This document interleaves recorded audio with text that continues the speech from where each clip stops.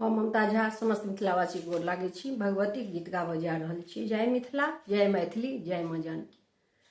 हमर दुख देखी कऽ मैया किया मुँह फेरी बैसल छी।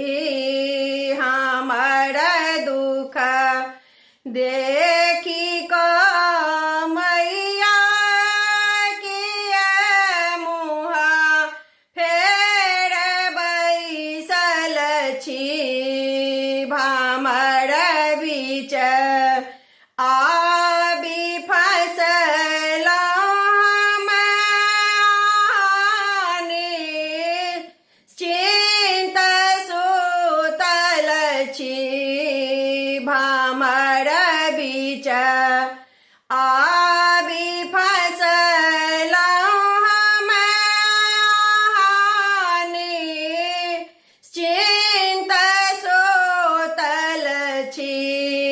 हमर दुख देखी कऽ मैया किया मुँह फेरी बैसल छी। अहाँ कहबै छी कल्याणी जगत माता अम्बानी। अहाँ कहबै छी कल्याणी जगत माता अम्बानी। छी हमहु पुत्र अहींके कियाक देरी लगाबै छी हमहु पुत्र अहींके कियाक देरी लगाबै छी। हमर दुख देखी कऽ मैया किया मुँह फेर बैसल छी। मानै छी हम अधम पापी दुराचारी अज्ञानी। मानै छी हम अधम पापी दुराचारी अज्ञानी। अहाँ अधमों के तारै छी सएह बुझि बाट ताकै छी।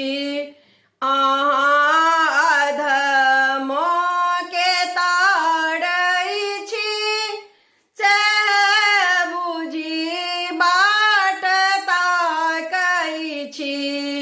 हमर दुख देखी कऽ मैया किया मुँह फेरी बैसल छी।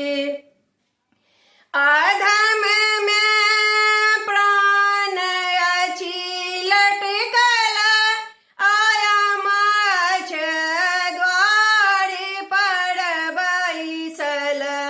अधम में प्राण अछि लटकल आया माछ द्वारि पर बैसल छी। हम मैया चरण गहन आँखि सँ नोर बहबै छी।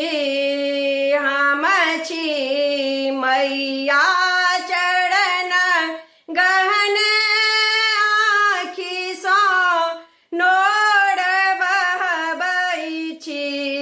हमर दुख देखी कऽ मैया किया मुँह फेर बैसल छी। भामर बीच बीच आबि फसलहुँ हम आहानि निश्चिंत सुतल छी।